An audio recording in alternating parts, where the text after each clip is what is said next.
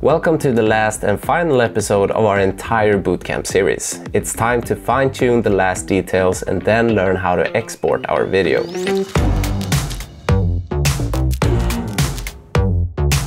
Now, as you can hear, my voice is a little bit different, and that is because I've actually been sick for the last 5 days, and the timing is just incredible. I haven't been sick through any of the episodes in this entire YouTube journey, but of course, right before the last episode, I get sick. So sorry if my voice sounds a little bit weird, but I think we can push through it, right?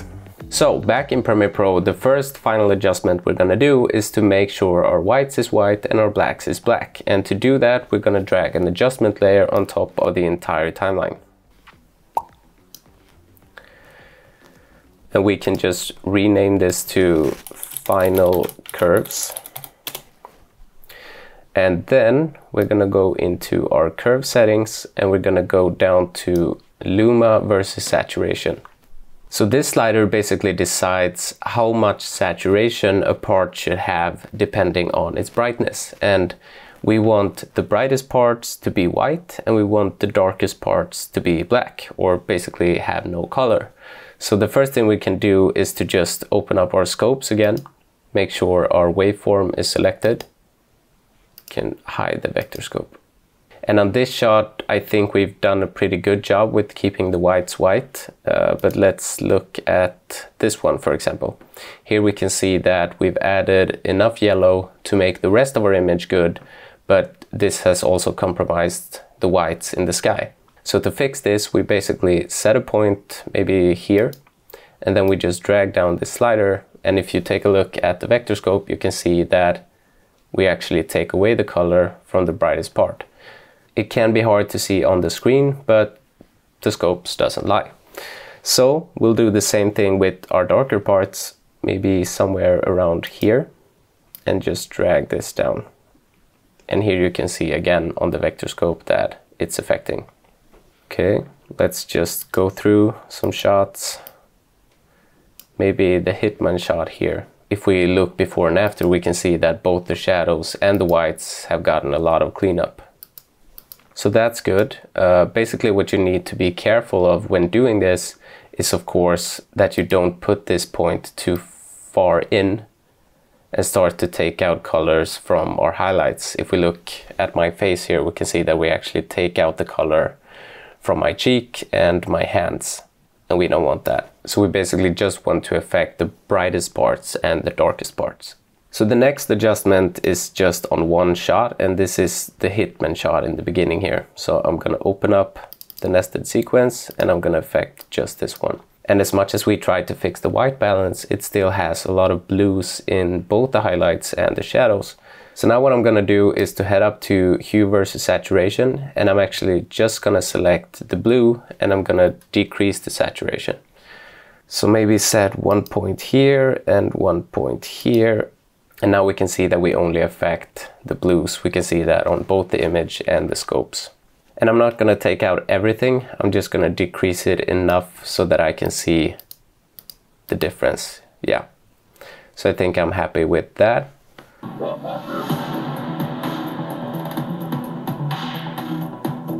Yeah, that looks a lot better. And the last sort of fine-tune adjustment is on our office shot here. So we can open up that nested sequence. And I don't know if you saw this, but as we move in with the camera, we can actually see the shadow of Erica on the wall here. And that is what we want to remove. So this isn't really a beginner thing, but I figured, why not? If you can't do it, you can't do it. And if you can do it, it's great. So to not mess with our mask, we're just gonna nest this again. And we're gonna duplicate it. And then we're just gonna move to a frame where everything is in frame. And on our top clip, we're gonna make a freeze frame or add frame hold. And then we can remove the bottom part and just drag this out.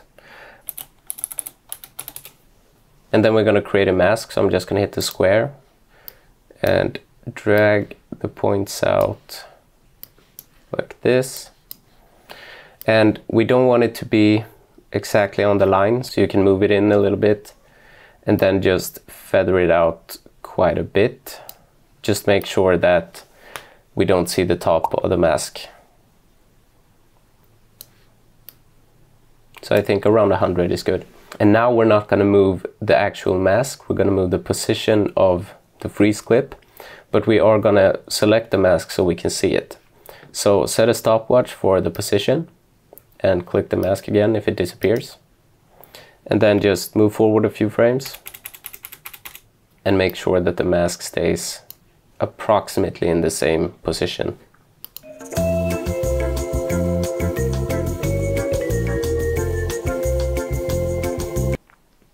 Yeah, and just keep doing that until the mask is out of frame. And then we can just remove the first 6 frames, or the frames where the transition happens. So now if we look before and after, we can see what a huge difference this does. Here's the annoying shadow, and then with it on. So now there's nothing distracting us over here anymore. Okay, so that is sort of our visual fine-tunes, and we haven't really paid attention to the audio that comes from the camera because adjustments haven't really been needed to those. But there are, however, one thing that we're gonna do, and that is on my Ninja roll. If we just listen to everything here. Okay, fine, that's not what happened.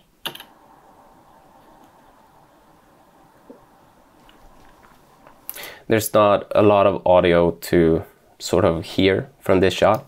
So the thing we can do is to actually duplicate the audio from the next shot, this one. I'm just gonna solo this for now.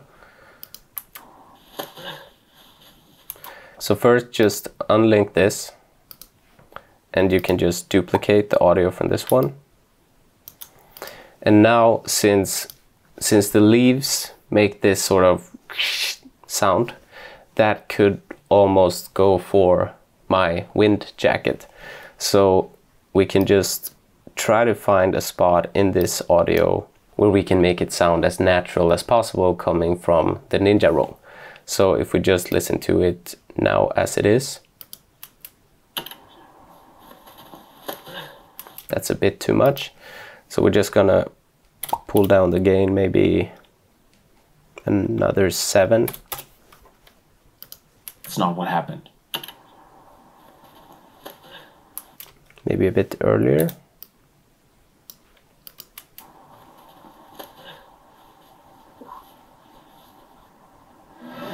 Yeah, and let's just fade it in and out. Okay, fine, that's not what happened.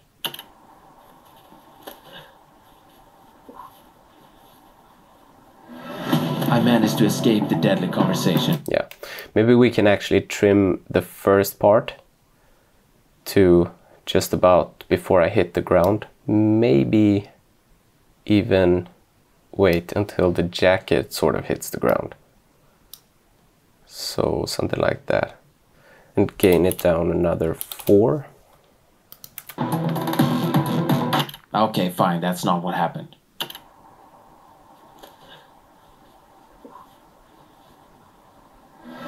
I managed to escape. Yeah, I think that works. The most important thing is, of course, that we can't hear that audio is duplicated, and I think we get away with it this way.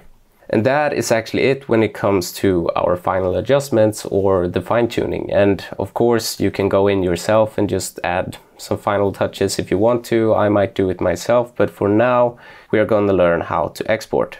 So the first thing we have to do before we can actually hit export is to, of course, get rid of our black bars, because like I told you in the beginning, technically this is not how it's done. We only use the black bars as sort of a guideline for when we were editing, but if you want the video to be 16:9 with black bars, you can just skip this part and head directly to the export part.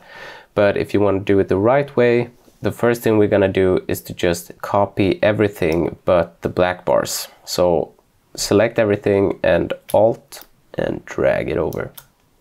Then we're gonna nest everything. Let's call it new timeline. And now we're gonna go up to File, New, and hit Sequence. So now we're going to create a new sequence just like we did in the beginning, and we can call this correct aspect ratio. Go to settings, make sure that the frame rate is 23.976, and here the frame size is going to be 1920 by 816. Okay, and then we're just going to click OK, go back to our first sequence, and we're just going to copy this, Control C and Control V. And now we can see that we have our wide aspect ratio but without the black bars. The reason why we do it this way and don't just change the pixels when we export our 16:9 is because if we do that, it doesn't crop the top, it moves in the sides, and that's not what we want. So let's go back to our correct aspect ratio sequence here, and we're just gonna hit an out point, make sure it's on the last frame. What the f has happened here? The background looks a bit weird, and that is because we dragged our final curves over the background as well. So just trim that down to stop with our last shot instead. Okay, that's better. So now we're gonna head up to export here in the corner. And the first thing we can do is to just rename this. I'm calling it You Got Mail. And just select the location where you want it. And don't worry about the preset because it's gonna change automatically anyway. But the format is going to be H.264. And then you can click on this arrow next to video. And here we can see that it's already set to 1920 by 816. If it's not for you, just uncheck this and type it in yourself and make sure this is unlocked. Frame rate is 23.976, field order progressive, and aspect is square pixel 1.0. Click more and render at maximum depth and use maximum render quality. Basically these two make sure we get the best quality, but it takes a little bit extra time to render or export. When it comes to the encoding settings, you can choose from hardware encoding or software encoding. And hardware encoding basically takes the help from your GPU. And sometimes you can select this, and if not, just choose software encoding, and that uses, well, Premiere Pro to export rather than your computer. Kind of, I don't know, actually. Just click hardware encoding if you can, if not, choose software encoding. Then we come down to our bitrate settings, and here we have three different to choose from. We have CBR, which stands for constant bitrate, and that basically exports the video with the same amount of information in each frame or each second. Then we have VBR one pass, and that means that it's a variable bitrate, so it exports the video with different amounts of information where it's needed. So it uses more information or a higher bitrate where maybe a shot is very detailed, and then it uses less bitrate on, let's say, our background where it's more solid colors or the shifting, it's basically less detailed. And then we have VBR 2 pass, and that is the same thing, but instead here you can set the maximum bitrate, basically how much information the program is allowed to export this video with. And then you have the target bitrate, which is basically how low you allow the program to export it with. So obviously the best quality comes from constant bitrate, and if you pull this up to the maximum bitrate, the quality will be great, but you can also see that only a 1.5 minute film will be 500 megabytes, which is quite a lot. If we instead use the VBR 2 pass and we set the maximum bitrate to 50, but the target bitrate to around 30 maybe, we can see that all of a sudden the file size goes down to 384 instead of 500 as it was before. So if you have the time, you can use the variable bitrate, and that will export the video, well, twice in 2 passes. But if you just want to export quickly and you don't care about the file size, you can choose CBR. So I'm going to use CBR, but I'm going to keep the target at 40. So here we can see 464 is the estimated file size. Then we go down to audio, and I never change anything here. Just make sure you have the same settings as I do. And now before we hit export, to avoid having to do this every time, we can save this as a preset. So just go up to preset and click these 3 dots, save preset, and we can just call it 1920 times 816 CBR30 H.264 and hit OK. And now if we click preset, we can see that it lies down here and you're ready to hit export. Boom. And then we just wait it out, and when it's exported, we are officially done.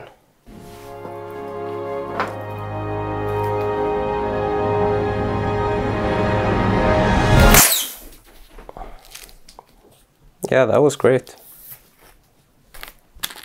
Oh, it didn't work. It didn't work. That was a piece of shit. That didn't really go as planned, but the idea was that we were gonna celebrate because now the course is done. You did it. Congratulations. Well, it was supposed to be a big finish, but it wasn't, so. Okay, but seriously though, you are officially done with the entire bootcamp series. Congratulations. I really hope that you learned a lot and that you enjoyed this series. Now, if you haven't already, I think you should join the Facebook group so you can be a part of this sort of community that I'm trying to create. And I am going to clean this up. I'm gonna go get a haircut and hopefully I get to see you in the next video.